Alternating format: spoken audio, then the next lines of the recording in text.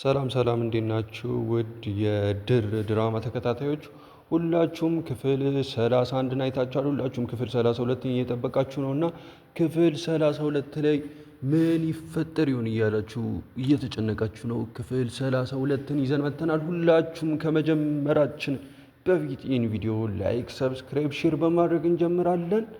ሁላችሁም ለድር ድራማ ያላችሁትን ፍቅር በኮሜንት ሴክሽን እየገለጻችሁ ይህን ቪዲዮ ደግሞ ላይክ ያደረጋችሁ ክፍል 32ን ምንመለከት ይሆናል። ሁላችንም እንከታተል። ቸር ሰንብቱ።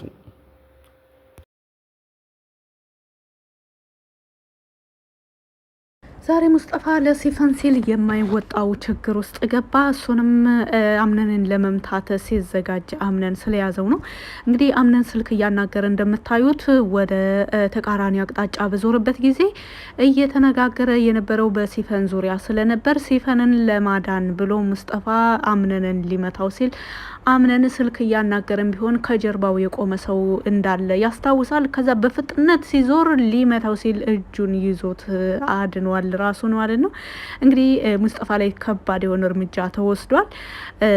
በአሁኑ ፓርት ላይ በጣም አዳዲስ የሆኑ ነገሮች አሉ። እንደዚሁም ትክክለኛውን ፋይል አምነን አግኝቶታል። እንዴት አገኘው? ሙስጠፋ ላይስ ምን አይነት እርምጃ ተወሰደ የሚለውን ይዤላችሁ ነው የመጣሁት። ሰላም ሰላም፣ ወደና የተከበራችሁ የዜድ ሀበሻ ቤተሰቦች ለቻናሉ አዲስ ከሆናችሁ ሰብስክራይብ በማድረግ እንደዚሁም ቪዲዮውን በላይክ መጀመር አትርሱ። ድር ድራማ ቀጣዩን ፓርት ይዤላችሁ መጥቻለሁኝ። እስከ መጨረሻው ድረስ አብራችሁ ለመቆየት ሞክሩ። ቪዲዮውን አለፍ አለፍ እያልኩኝ አስገባላችኋለሁ። እንግዲህ ከባለፈው ፓርት ላይ እንዳያችሁት አምነን በስልክ እየተነጋገረ የነበረው ጉዳይም በሲፈን ጉዳይ ነበረ። በስተመጨረሻ አካባቢ እየተነጋገረ የነበረው እንዳያችሁት በፊት በድርጅቱና እንደዚሁም እየደረሱ ባሉት ነገሮች ላይ ቢሆንም ነገር ግን ባለፈው አጣራልኝ ባልከው ነገር ላይ አጣርተን ደርሰንበታል በማለት ሲነግሩት ባለፈው የጠየቃቸው ነገር ምንድነው የደፍኒን ጉዳይ ነበረ። ደፍኒ የምትባል ሴት በአምነን ወላጆች ቤት ስትሰራ የነበረች እና በቤታቸው ውስጥ ሞታ የተገኘች ሴት እንደሆነች እንደዚሁም ምናልባትም በድርጅቱና በቤቱ በንብረቱ በቤተሰቦቹ ሆነ በሱ ዙሪያ ላይ ያሉት ጠላቶች ምናልባት እነሱ ሊሆኑ ይችላሉ ብላ ወይዘሮ ሜርሲ ከተናገረችው በኋላ እስካሁን ድረስ በማጣራት ላይ ነበረ። አምነን እንግዲህ ዛሬ እውነታውን ሰምቷል። እንደዚሁም ሲፈን ላይ ትልቅ እርምጃ ተወስዷል። ከሲፈን ቀደም ብሎ ግን እንግዲህ በሙስጠፋ ላይ ነው እርምጃ የተወሰደው። ሙስጠፋ ሲፈንን ለማዳን ብሎ ነው። ሲፈን ሙስጠፋ እና እንደዚሁም ወይዘሮ ደፍኒ ሙስጠፋን እንዴት እንዳሳደገችው እንደ ልጇ አድርጋ ነበር ያሳደገችው። ከሲፈንና ወደ ሙስጠፋ ታሪክ ስንመጣ ሙስጠፋ እና ሲፈን ልክ እንደ ወንድማማች ነው ያደጉት። ነገር ግን ወይዘሮ ደፍኒ ሙስጠፋን አትወልደውም። ሙስጠፋ እንግዲህ እንደሚታወቀው በሚስጥር ከአምነን አባት የተወለደ ልጅ ነው ተብሎ ይገመታል። ነገር ግን ወይዘሮ ደፍኒ ነች ያሳደገችው እስካሁን ድረስ። ምናልባትም ሲፈንና ሙስጠፋ ወንድማማች ሊሆኑ ይችላሉ የሚባል አንዳንድ መረጃዎች እየወጡ ነው። ምክንያቱም ወይዘሮ ደፍኒ ነች ያሳደገችው። ወይዘሮ ደፍኒ ደግሞ በነ አምነን ቤት ስትሰራ ነበረ። ለረጅም ዓመታት በሰራተኝነት ስትሰራ ቆይታ ነበር። ነገር ግን አምነን አባትና እንደዚሁም በአምነን እናት በወይዘሮ ሰማሃን አማካኝነት ትልቅ ግጭት ተፈጥሮ ነበረ፣ በወይዘሮ ደፍኒ ምክንያት ማለት ነው። ምናልባትም በዛን አጋጣሚ ሙስጠፋን የወለደችው ከአባቱ ነው ተብሎ ይገመታል። እንግዲህ ወይዘሮ ደፍኒ ሲፈንን ይሁን ሙስጠፋን ይሁን ባይታወቅም ከአምነን አባት እንደወለደችና በዛን አጋጣሚ ነው እንግዲህ ከወይዘሮ ሰማሃን ጋር ትልቅ ግጭት ተፈጥሮ የወይዘሮ ደፍኒ ህይወት ሊያልፍ የቻለውና እንግዲህ ከነዚህ በሲፈንና በሙስጠፋ መካከል ወንድማማችነት ሊኖር ይችላል ተብሎ ይጠበቃል። ይህን ይታመናል። ምክንያቱም ሲፈን ይህንን ነገር አታውቅም። ሙስጠፋ ግን ትልቅ የሚያውቀው ሚስጥር አለ። እሱ ምንድነው? ባለፈው ፓርት እንዳያችሁት ሲፈን ለሙስጠፋ የፍቅር ጥያቄ አቅርባለት ነበረ። ይህ ደግሞ ፈጽሞ ሊሆን የማይችል ነገር እንደሆነ ነግሯታል። ለምንድን ነው ፈጽሞ የማይሆን ነገር የሆነው? እሷና እሱ ለፍቅረኛምነት የማይበቁ ናቸው። ምክንያቱም ከዝምድናቸው አንጻር ማለት ነው። እሷ ይህንን ነገር አታውቅም። አብረው ስላደጉ ብዙ ስለሚያስብላት ብዙ ነገሮችን ስለሚያማክራት እና እንደዚሁም እሷም ስለምታማክረው በማንኛውም ጊዜ ስለሚደርስላት ኦልሬዲ ከተግባሩ ምርጥ ሰው ብላ ከምትይዛቸው ሰዎች ውስጥ አንዱ ሆኖ ተገኝቷል። እሱ ደግሞ በምክንያት ነው እሷን የሚያግዛት። በተቃራኒው ከጄሪ ጋር ነበረ የፍቅር ግንኙነት ያላቸው። ከጄሪ ጋር ደግሞ አሁን ላይ ምንም አይነት የፍቅር ግንኙነት የላቸውም። ነገር ግን ከጄሪ እንዳይርቅ ያደረገው ነገር ደግሞ ያልጨረሰው ያላወራረደው ከጄሪ ጋር ሂሳብ ስለቀረው ነው። አሁንም ድረስ ጄሪን ከዚህ ቤት እስከሚያወጣ ድረስ በአምነን ላይ እየሰራች ያለውን ግፍ እንደዚሁም በሱ ላይ ሰርታው እንደነበረ ሁሉን ነገር ሳያጋልጥ ከዚህ ቤት መውጣት አይፈልግም። እስከ አሁን ድረስ እስካየነው ሙስጠፋ እርግጥ በሙስጠፋና በሲፈን መካከል ያለው ዝምድና እስካሁን ድረስ ግልጽ አልሆነም። ነገር ግን የሆነ ትልቅ ምስጢር በሰሞኑ እንደሚወጣ ነው እየተጠበቀ ያለው።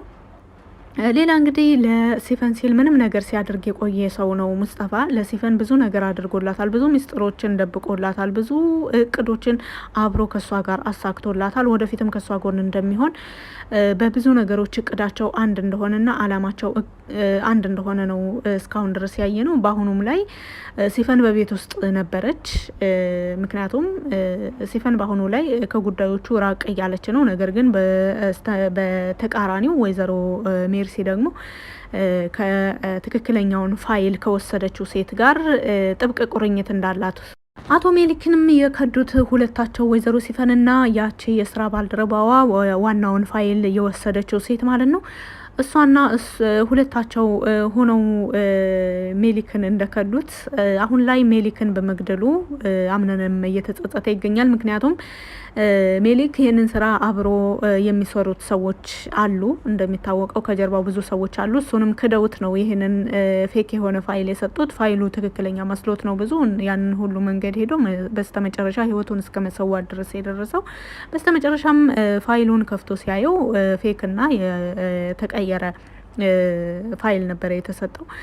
በዚህ መካከል ምንድነው ሜሊክንም እንደከዱት ትልቅ ክህደት እንደፈጸሙበት ነው አምነን ያየው። ሜሊክ ምናልባት በህይወት ቢኖር ኖሮ ይህንን ነገር ያግዘው ነበረ ከማን ጋር እንደነበሩ። ሜሊክም ቢሆን ይህን ያክል ክህደት በሱ ላይ እንዳደረሱበት ሲያውቅ መልሶ እነሱን ለማጋለጥ ይሞክር ነበረ። እንግዲህ ነገር ግን ይሄ አልሆነም። ቀደም ብሎ አምነን በጣም ተናዶ ስለነበረ ሜሊክን መቶት በህይወት የለም አሁን ሜሊክ። ስለዚህ እነሱ በራሳቸው ማጣራትና እንደዚሁም በስራ ባልደረቦቻቸው በትልልቅ ድርጅቱን ሲጠብቁ የነበሩ ዋና ዋና ኃላፊዎች በእነሱ አማካኝነት እንደዚሁም ከህግ አካል ብዙ ጥበቃ እየተደረገለት ነው በአሁኑ ላይ አምነን። ምክንያቱም ነገሮች እየተደራረቡ ነው። የእናቱ ሞት ገና መጣራት ላይ ሳለ ቤታቸው ተቃጠለ። ቤታቸው ገና መጣራት ላይ ሳለ ድርጅቱ የደረሰበትን ኪሳራ አይታችኋል። በሱ ላይ ገና አሁንም ቀጠሮ ላይ ነበሩ። በቅርብ ነበረ ቀጠሮ ስብሰባው የሚካሄደው። ነገር ግን የስብሰባው ዋና ስራ አስኪያጅ አቶ ሜሊክ ነበሩ። አቶ ሜሊክም በህይወት የለም። አሁን ላይ ትልቅ የሆነ ጫና እንደዚሁም በዚህን ውጣ ውረድ ውስጥ ሆኖ መልሶ የወይዘሮ ደፍኒ ልጅ ወይዘሮ ደፍኒ እንግዲህ አንድ ሴት ልጅ እንደነበራት ተነግሮታል አምነን። በወይዘሮ ደፍኒ ምክንያት ሊሆንም ይችላል ስለ አሟሟቷም። ወይዘሮ ዛህራም እንግዲህ በደፍኒ ጉዳይ ላይ ዛሬ አዲስ ነገር ተናግራለች። ወይዘሮ ዛህራ ከደፍኒ ሞት በኋላ ነው ወደ ወይዘሮ ሰማሃን ቤት የመጣቸው፣ ወደ አምናን ቤተሰቦች ቤት ማለት ነው። እና በወይዘሮ ደፍኒ ጉዳይ አንዳንድ ነገሮች ሲነገር ሰምታ እንደምታውቅ ተናግራለች። እንደዚሁ ብዙ ጊዜ ይህ ጉዳይ በግልጽ እንደማይነገር፣ በተለይ ደግሞ የወይዘሮ ደፍኒ ጉዳይ ሲነሳ ወይዘሮ ሰምሃን በጣም እንደምትናደድና እንደምትጸጸትም ጭምር ወይዘሮ ዛህራ ተናግራለች። በወቅቱ ከስንት ወር በፊት እንደሆነ ባላውቅም እዚህ ቤት በተፈጠረው ጉዳይ ሲያወሩ አልፎ አልፎ ሰማለው። ያውም ወይዘሮ ሰምሃን ወደ መጨረሻ አካባቢ ከታመመች በኋላ ትልቅ ሚስጥር አለ የምነግርሽ፣ ትልቅ ሚስጥር አለ ይህንን ምስጢር የምነግርሽም ለልጄ ለአምነን ስል ነው ብላ ስትናገር ነበረ። ወይዘሮ ዛህራ ደግሞ በወቅቱ ትድኛለሽ፣ ምንም አትፍሪ፣ ትድኛለሽ፣ እኔ በደንብ አስታምምሻለሁ በማለት ወይዘሮ ሰምሃን ለወይዘሮ ዛህራ ልትነግራት የነበረውን ምስጢር ሳትነግራት ቀርታለች።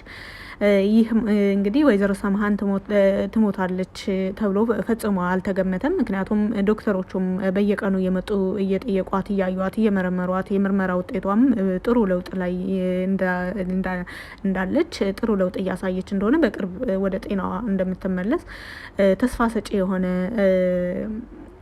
ውጤት ነበረ ውጤቱና። ስለዚህ ወይዘሮ ሰምሃን በቅርብ ጊዜ ትድናለች፣ ወደ ሙሉ ጤንነቷ ትመለሳለች በሚለው ከዚህ ነገር ላይ ተዘናግተው ወይዘሮ ዛህራ ወይዘሮ ሰምሃን ልትነግራት የነበረውን ምስጢር ሳትሰማ ቀርታለች። ነገር ግን አልፎ አልፎ በዚህ ጉዳይ ላይ ሲነገር እንደሰማች እዚህ በአምነን ቤተሰቦች ቤት ለረጅም ጊዜ ከመቆየቷ ጋር የምትሰማው ነገር ግን ብዙ ያልተረጋገጠ ነገር እንዳለም ለአምነን ነግረዋለች። አምነን በአሁኑ ላይ ሚስጥሮቹን በጣም ለብዙ ሰዎች አጋልጧል። እንግዲህ ሜሊክን እንደገደለው ብዙ አማንም እንደዚሁም ጁሊያም ሰምተዋል። ይህ ደግሞ ከአንድ ሁለት ሲል በሶስታቸው መካከል አሁን ደግሞ ጭራሽ የመርሳት ችግር ያጋጠማት ማነች ቤሊን። እንግዲህ እንደምታውቁት ቤሊን በአሁኑ ላይ ወደ ማስታወስ እየተመለሰች ቢሆንም ነገር ግን አንዳንድ ነገሮችን መቆጠብ እንደዚሁ ድብቅ የሆኑ ነገሮችን መናገር አልነበረበትም ቤሊን ሰማች ማለት ደግሞ ምናልባትም ጄሪ ትሰማለች።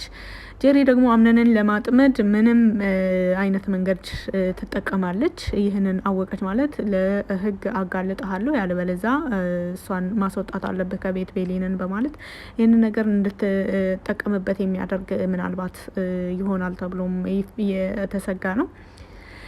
እንግዲህ ቤሊን አማንና ጁሊያ ይህንን ነገር አውቀዋል። እስከ መቼ ሚስጥሩን ይጠብቁታል የሚለውንም እንግዲህ በቀጣይ ፓርት ላይ የምናየው ይሆናል። በቪዲዮ ላይ ያላቸውን ማንኛውንም አስተያየት በኮመንት ስር መጻፍ ትችላላችሁ። ስላዳመጣችሁ ከልብ አመሰግናለሁ። መልካም ጊዜ